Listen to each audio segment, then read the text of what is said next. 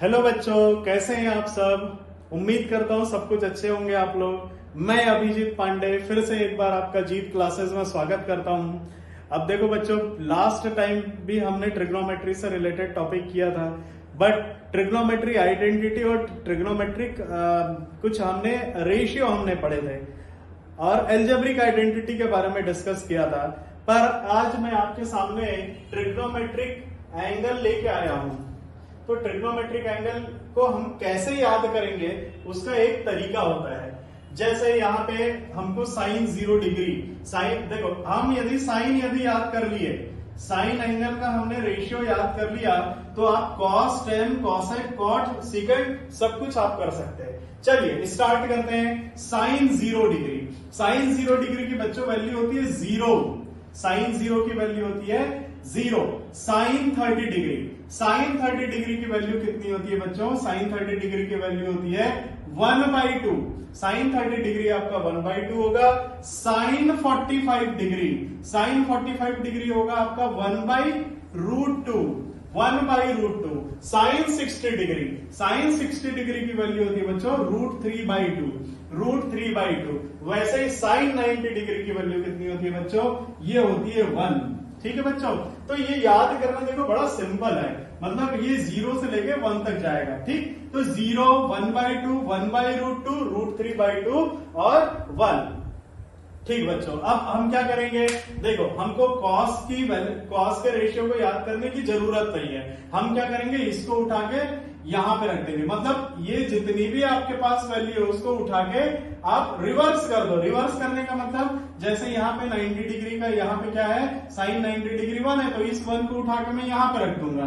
ठीक है, अब चूंकि रिवर्स कर रहा हूं तो √3/2, ये cos 30 डिग्री की वैल्यू आ जाएगी, तो हम यहाँ पे √3/2 लिख लेंगे। 1/√2 तो एक ही जगह आएगा, फिर इस 1/2 को मैं यहाँ पे लिख लूंगा, फिर उसके बाद 0 आ जाएगा। तो बच्चों ये जो है आपकी कॉस की वैल्यू आ जाती है, कॉस के सभी एंगल का रेशियो आ जाता है। तो cos 0 डिग्री आपका कितना हो गया? 1। cos 30 डिग्री आपका कितना हो गया? √3/2। cos 45 degree 1/√2 and cos 60 degree 1/2। cos 90 degree 0। बच्चों इसमें हमने बहुत, मतलब एकदम ये कोई रॉकेट साइंस नहीं है। हमने क्या किया, सिर्फ साइन के सारे रेशियो को याद कर लिए। इसको याद करने के बाद हमने क्या किया, इसको रिवर्स कर दिए। रिवर्स किए तो हम यहाँ पे 1 लिख दिए, √3/2 लिख दिए, 1/√2, 1/2, इधर पे 0 आ गया। तो ये हमारे कॉस के सभी एंगल का रेशियो आ गया। ठीक है बच्चों, चलो अभी हम 10 का रेशियो निकालेंगे। 10 के निकालने के लिए क्या करेंगे हम?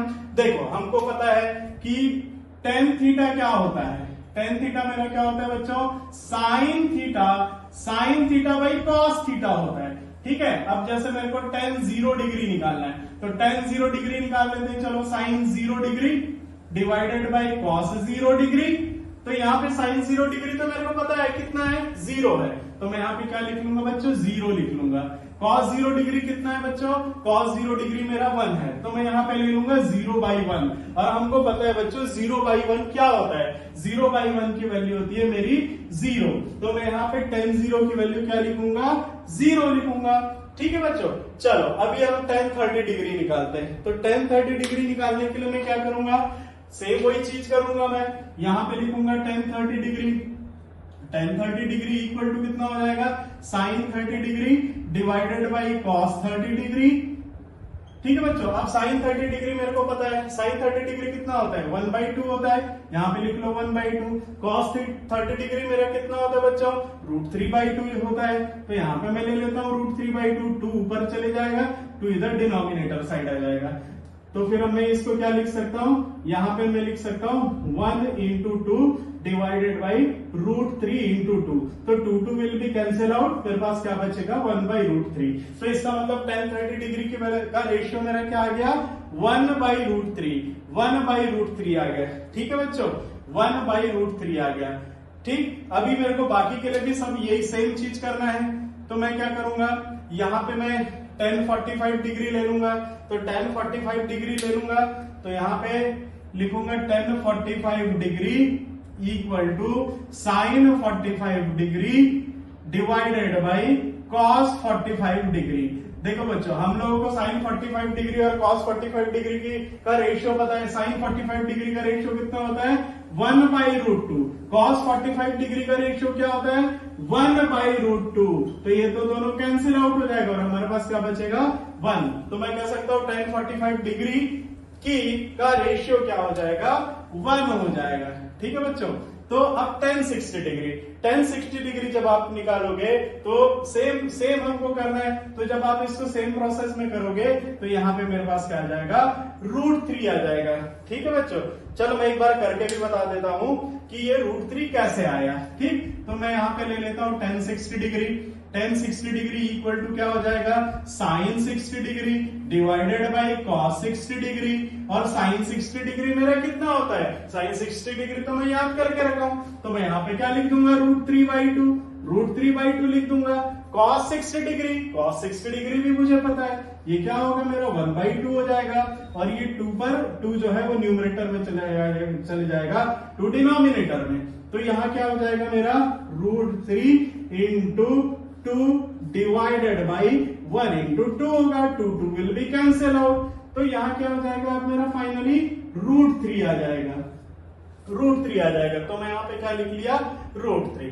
चलो अभी tan 90 डिग्री देखते हैं। तो tan 90 डिग्री मेरा क्या हो जाएगा tan 90 degree equal to sin 90 degree divided by cos 90 degree. sin 90 degree, what is the value of sin 90 degree? We know that the value of sin 90 degree which is 1. So we will write 1 divided by cos 90 degree. Cos 90 degree, what's the value of cos 90 degree? It's a 0.